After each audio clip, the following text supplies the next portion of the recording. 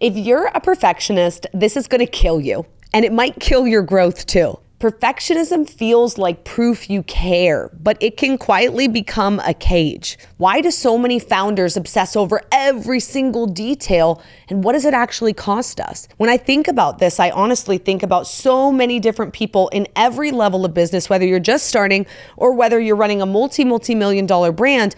A lot of founders are obsessed with details, and that's how they got good at their game. It's because they took that effort to be obsessed. You want to be a young boss, but your sales are stuck. You're burned out trying to find the right people, and you end up doing all of the work yourself. You're bleeding money, and you're fighting to keep your business afloat. I've been there. I'm Isabelle Guarino, and I've scaled businesses to millions, and I've watched ideas burn to the ground. And I know exactly what it takes to survive and win. This is Young Boss, the podcast that helps you break through the barriers standing between you and the business you deserve, where youth is your power. Talk about the TV show Becoming Molly May that just recently came out. The journey from total control. If you guys watch that, she has this journey of I'm filming, I'm creating the content, I'm editing, I'm doing everything, to now years later, she's got massive teams. She may sit down to film, but then every other piece along the way is being passed to someone else to take care of it. Well, how do you go from being completely in control of every single thing in the beginning of your business to having that lack of control, or giving up, or, trusting that other people are going to take your name, your brand, your face, and do well with it? So today we're going to talk about how to break out of that cage, because when you're small, perfectionism can be your secret weapon, but it also can be your biggest time suck. I have a girlfriend who is just starting in her business, and she is spending so much time on one tiny little Instagram post, maybe multiple hours, making sure that all of the words are exactly perfect and the lighting on the page and this, that, and then it gets 4 likes when she puts it out there. And she's disappointed by that. I know someone else who might take 900 photos of a coffee and a pair of shoes just to get the one perfect shot for her, blog that's on Pinterest or whatever it is. And it's like, I get it. That's what helps you in the beginning. But when that is taking all of your time, the excitement and pride in crafting every single piece of your brand, it can be addicting, because when a piece finally does hit, you're like, yes, I knew it. I knew that my idea or my vision or my special touch was actually what the people wanted, was what they needed. And I think that there's a sense of safety that comes from knowing that every post was touched by you. But I also think that there's a big sense of freedom when you do get to the point of letting it go and realizing that not every single thing is going to be perfect, but done is sometimes better than perfect. So the question you need to really ask yourself as a boss is this obsession sustainable? Okay? Because if you are in the beginning of your business, maybe it's something that you're committing and saying, I'm going to do this for 3 months until I gain that brand, that reputation, that recognition, and then I can kind of pass it. Or is this setting you up for burnout? Because if you have no plan to pass it, you will probably burn out if you are spending 4 hours on one Instagram post. Does perfection pay off? Is all the effort of the perfect posts actually worth it when you're just starting out? I often have to ask business owners when I'm talking to them on, consulting calls or just as friends, I say, is that adding to your bottom line? And I think that's the question we sometimes forget to ask ourselves, especially when we're starting in a creative industry or creative brand or space. We're so excited about the time and effort it takes to get that piece exactly right that we forget that getting it exactly right or getting it 80% right is not going to be the difference between making the money or not. And I think that control feels powerful. And when you're a new business owner, it's kind of all about control. Then you're going to realize that it's actually a bottleneck and a one-way road to the inevitable loss of control as you scale. So you can't really become obsessed with it, because here's the irony. The bigger your business gets, the less control you actually have. And I think that you still can protect your vision when your team and your brand are doing a lot of the things for you, but you are going to have to outgrow that hands-on approach. And how you protect your vision is by having really strong branding, really strong visual representation of exactly what you want to see and what you don't want to see. Half the time, my team wants to see what I hate, what I don't like, more than they actually want to see what I do like. And so I think sometimes examples of like, this would be a failure to me is important, because eventually you might be taking the photos, right? Posing for the camera or filming the content, but not even seeing the end result. And if you're producing that much content, then it it kind of is like that. The reality is the more success, the less personal involvement your brand typically becomes. And to be frank, a lot of small business owners, they start as a one-man shop. They're a one-man team. They're doing everything. That's how we started. We were a two-man team, me and my dad. But to scale, you are going to have that uneasy trade-off of ownership of every single detail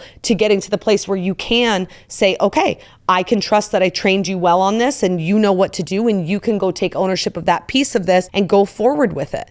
Celebrity brands show us something crucial. The art isn't just in creating, it's in communicating that vision to others so that they can execute. Skims, for instance. Kim was already rich and successful, and Skims was just another revenue stream for her. Celebrities have a higher risk tolerance simply because they've got the money, right? What's a few millions lost to someone who's worth hundreds of millions, right? She was the face, but her face is the moneymaker. Attach Kim's face to anything and it will sell. And I think that's what we kind of take from celebrity brands is their ability to communicate a vision and assemble the right people to execute. If you think she is in charge of every single piece of content that goes off, she's not, right? That's still not attainable for a small business owner maybe, but once they've reached or achieved a level of success where they can cash flow and they can get that kind of help, then a lot of times it is time to pass that off. Because if you can even at a small level hire a VA to help you create content, write a blog, or do something else, that can actually speed you up so you can focus on money-making problems instead of content or creativity problems. Those are things that can be passed off at a low level, and then as you're growing and scaling, they can do this at a much higher level, because scaling really means surrendering some of that control and trusting that your team can carry that vision forward. So having an extremely strong vision that everybody's on board with is going to be the key to success. Because at the end of the day, what's the emotional price that you pay in the pursuit of perfectionism? Perfect content doesn't always win. We've seen this with the rise of Vine and TikTok and YouTube. People love authenticity. That's what wins. And sometimes the scrappy stuff connects best. You've seen those brands that do funny little things or funny videos. It's sometimes a lot better than the really classic, gorgeous commercial that they spend millions on, right? Many times they just want to see that little funny, authentic clip. But what happens to your confidence when your effort doesn't match the outcome? There's a lot of people who have a hard time when they post something, they spend a lot of time on it, and it didn't go so hot, right? They got low engagement, and there's a lot of disappointment that comes with it. High effort, low engagement, it can lead to burnout quickly. It can lead to you being disenchanted with the business, not wanting to do it anymore. You can start to say, well, I've been at this for 6 months and no, I don't have a ton of followers and no one's liking this, and what should I do? But I really think that you need the endurance and stamina required to keep showing up, because that's the cautionary truth right there. If you are starting a business saying, let me just give a whack at it for 6 months, the odds of you being incredibly successful overnight is probably not going to work. Hard work is not the answer, right? We were talking about this before the episode, but if hard work equaled success, then the donkey would own the farm. Okay, it doesn't always translate in that way. A lot of times it is stamina. It is years of effort. It took us almost 8 years until we started getting followership in my brands. It took us a long time of putting effort in. I think Amazon was in the red for 10 years before he started to actually make money and cash flow. So remember, perfect content does not always win, but authenticity does. So here's some tips that I've learned over the years. Number 1, talk to camera. People actually want to hear from you. They want to hear your voice, especially as the brand and the business. They want to see that interaction. And a lot of people feel uncomfortable with it at first, but the more that you do it, the easier it will become. I learned a tip that said every time you pull out your phone to scroll, you have to film a video first. And even if you just throw it in drafts, it's just getting in the practice of getting on camera and doing it and sharing your thoughts and being authentic. So talking to camera is big, and it works well for a lot of brands right now because people want to see what's behind the scenes, right? They want to hear your advice for your business, your product, your service, whatever it is. When you share advice, that's a very shareable and viral thing that you can do because people want to go share that advice with someone else. Maybe they were just talking about your brand and then you bring some advice to the table. Now they say, oh, great, listen to what they had to say. Behind the scenes, that's huge. Film everything, share it. People like, the fancy and high produced stuff, but they also like the nitty gritty. They want to see the imperfections. directions, and not just content, but you in your day-to-day business, you with your brand. And you don't need to make it really polished, but you do need to make it approachable. Make it easy on yourself, okay? Try things. Not everything's going to land. We literally try so many different things on social. I always joke, I'm like monkey dance. Like, I'll do whatever you want me to do, okay? If they want me to do a little TikTok dance, we try it. Of course, that's the one that goes viral, the thing that I don't want to do, but be open to things. You don't know what's going to hit, and trends are so quick. They're here and then they're gone. So see what really speaks to your audience. Your audience will have something, a voice, a lesson, or whatever, and that can really help you, because now when you learn that, now when it's time to scale, you're ready to pass it off. We actually asked someone who's been in the trenches at the highest level. So let's buzz in Sarah. She's worked at Fortune 500 brands, and I wanted to know, Sarah, what are your top 3 tips for building strong content strategies with limited resources? Thanks, Isabelle. Okay, so here are my top 3 tips. Number 1, repurpose everything. You don't have to have a million different shots and a million different strategies to start. Film really good content so that you can replicate it across channels. For example, film a long form video on YouTube and then chop it up into shorts for TikTok and Instagram. You'll quickly start to see what works per channel, and it doesn't have to be anything that's perfect. I always say progress over perfection. Number 2, keep it scrappy. You don't need all the fancy camera equipment to get started. Start with your amazing phone. We have a little computer in our pocket, in the palm of our hand. Start with your content there. Film it, get comfortable in front of the camera, get your team comfortable in front of the camera, and really make sure you figure out your style before you invest thousands and thousands of dollars into some expensive equipment. Number 3, and I think this one's probably the most important for people that are just getting started. Stick to simple systems. You don't have to overcomplicate it to start. Consistency is better than perfection. Build out a simple content calendar to start, and make sure that you're backing into the days to building out your content. It doesn't need to be something that's completely perfect with every line perfected. Really just make sure that you're getting something out there and staying consistent with your posting. Hope this helps. That's awesome. Sarah has been an amazing resource for me on my social media team and with my brand. And she works for so many incredible companies, helping them grow their brands and their business. And so I know her advice really, really speaks to anyone, whether they are, Fortune 500 or they're just getting started. I want you to remember this. A flower only sees darkness before the light of day.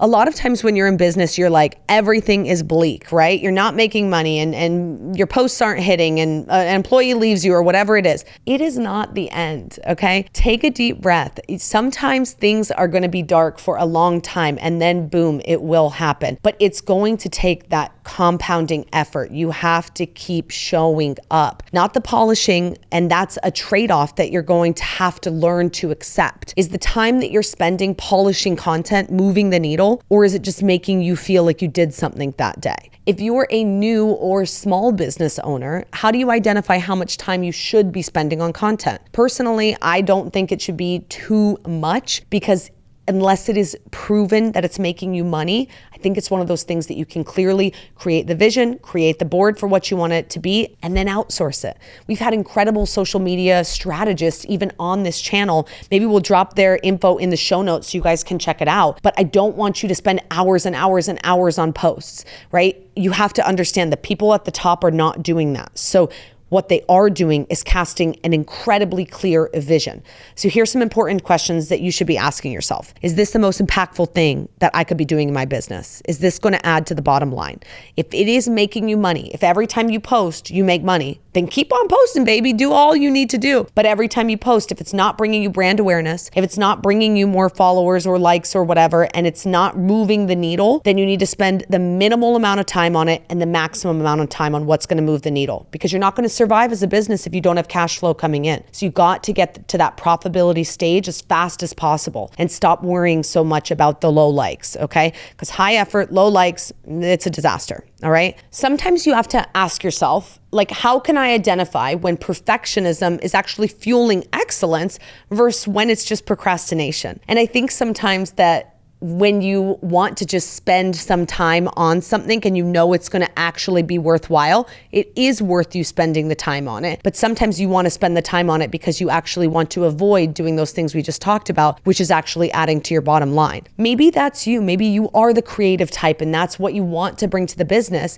It could be time for you to bring in a business partner who is more about the bottom line so they can focus on those things and you can focus on all the little creativity pieces to it. Some other things for you to consider when it comes to content, there is low lift content and heavy lift content. If you are a YouTuber and you have to spend 8 hours editing a 20-minute video, that is a heavy lift, okay? That's gonna take you a lot of time to go through and do that. Low lift content could be a quick talking to camera for 3 minutes, no edits, you create a caption and you post it, right? There's different things. And so you need to identify ways that certain content types can move the needle. And honestly, you should test both of them because if all your heavy lift is the only thing that's working, you can find yourself a VA who can edit stuff. But actually, if some of the low lift stuff is working, then maybe you mix it up or lean more that direction. If one highly produced piece of content per week moves the needle, then maybe you go that direction. Or is it higher volume, more consistent, lower production pieces that are moving the needle? You really need to review what you're putting out there and see what's actually working, not on an emotional or subjective view, but actually data. You have to look at this objectively, posting all different types of content, what's actually hitting, what's not, when I take it more authentic, when I do it off the cuff, when I film it within the app, or when I spend all this time editing and perfecting it, what do people want? What do people need? And that's really what you're gonna have to do for a long time consistently so that you can see what's actually happening with your audience. As a young boss, you're probably buying stuff for your business all the time. I know I am, and I love a good Amazon purchase. So we created the Young Boss Amazon list for you to buy things for your office, for your team, books for you to check out, even clothes or jewelry that I'm wearing on the show. So go check out the Amazon list and add something to your cart today. Now, back to the show. I know for us in the beginning, I wanted everything highly produced. I really did not like talking to camera, off the cuff, silly little videos. I wanted everything looking perfect and crisp and beautiful. And when my social media manager came back to me and said, look at what videos are actually hitting, it was all of the ones where I was doing more authentic and organic, off the cuff, low lift post. And I was like, are you serious? How can they not like my beautiful content? She's like, they like it, but it's not the same. They feel more connected to you when you're doing something more authentic. So what do? We tested more. We went, instead of 50-50, we went more 70-30 that direction. And lo and behold, we gained more followers, we gained more traction, more sales, all of this stuff. Sometimes you have to listen to your audience because they actually want something different than what you want. And if I said, no, I know it and I want it perfect and I want it this way, then we might not have the same followership, the same community that we've built this day. But I have some reassuring news for people trying to grow their social audiences and build a reputable brand on social. Hootsuite's 2025 weekly growth benchmarks are actually rather attainable. They don't exceed 15% growth per week. TikTok is 3.25 per week, and Instagram 1.37% per week. So it's not huge. Moral here is to not get too frustrated when something doesn't land. And if you're pushing 1.5 to 3% follower growth per week, you're actually on a good pace. The major keys to social media are consistency, engagement, and knowing your audience. In the beginning, you're not going to know your audience. So you're going to focus on consistency and engagement. Once you have enough data and information to know your audience, you can make better decisions. Remember, the best brands aren't built on one viral video. They're built on consistent effort, even when growth looks slow. I'm gonna let you in on a secret. Letting go of control on the daily grind of my content changed my life and my business, okay? I was in TikTok every single day. I wouldn't let anyone touch it for like 3 years. And I was posting 4 to 7 videos per day for 3 years, you guys. It was so much effort. And when I let it go, we actually started to go viral because they knew what they were doing and they were looking at data and I was going on emotions. It became a lot more logical. So I'm going to give you some tips on how you can successfully exit your content machine while still maintaining influence and collaboration. You probably already know this, but successful business owners and celebrities aren't writing their own captions or syndicating their own content even, and neither should you. So here are some options for delegation. Complete heavy training with final sign-off approval. Use this time to teach them the ins and outs of your vision, how you would approach certain elements of the content, styles of content you see with your business and brand fitting into well and having success with.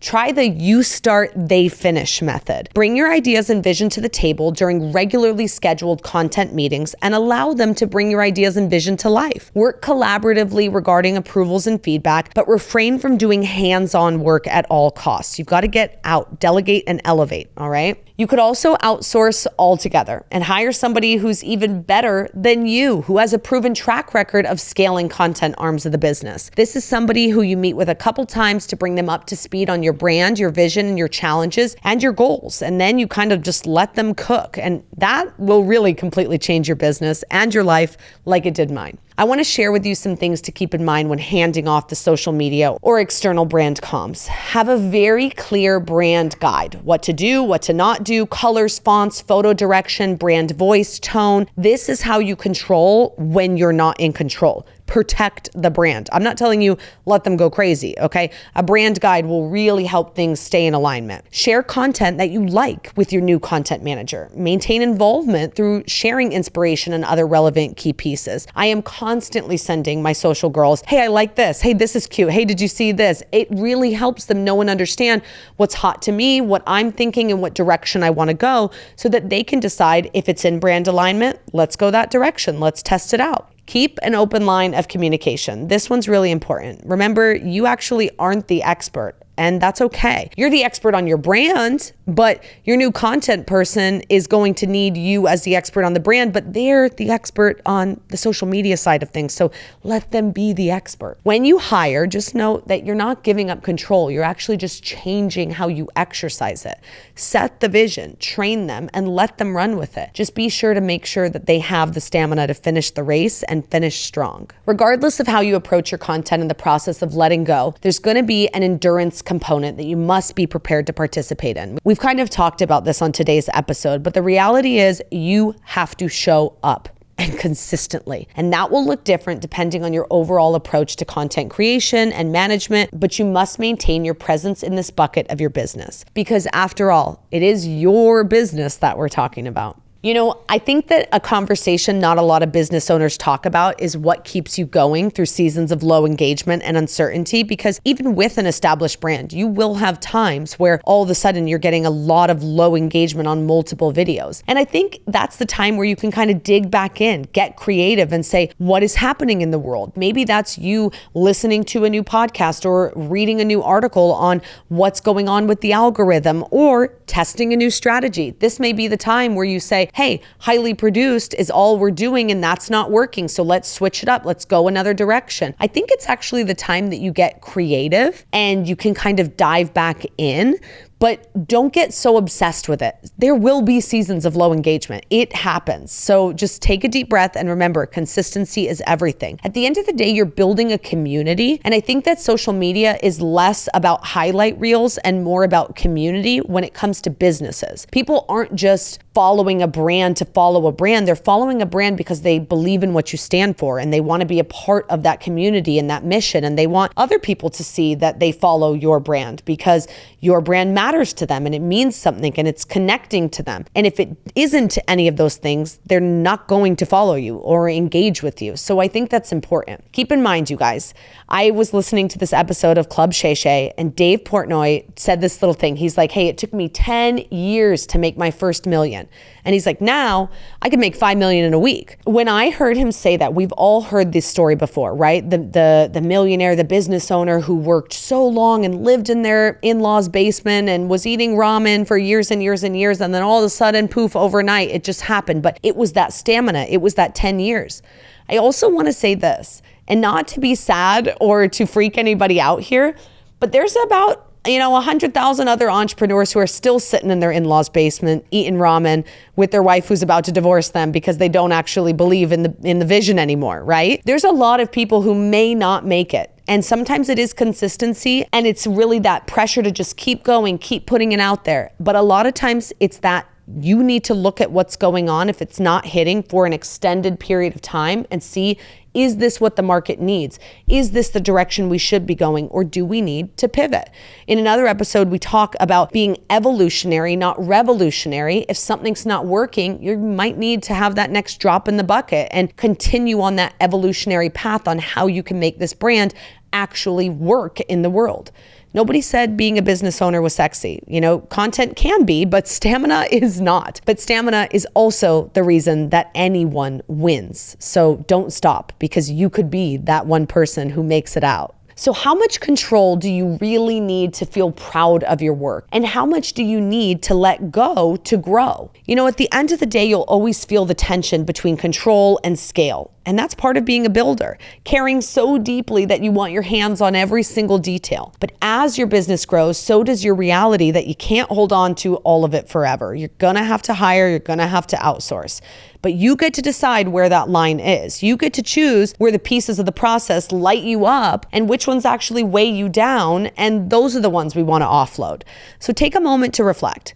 What is the most impactful thing you could be doing right now? Not the most polished, not the most perfect, but the most impactful to your bottom line. And then ask yourself honestly, what can you let go of to create space for those bigger things? Because here's the truth, low views, low likes, slow growth, they're all part of it. The people you admire, the brands you look up to, they walk through the same season of obscurity and self-doubt, and they kept going anyways. So you just have to keep showing up, keep creating, and keep caring. But also give yourself permission to loosen your grip. Sometimes the most powerful thing you can do for your business and for yourself is to decide to let go. Thanks for listening to another episode of Young Boss. Be sure to like, share, and follow on Instagram and TikTok, and subscribe on YouTube and Spotify, or wherever you get your podcasts. And remember, your youth is your power.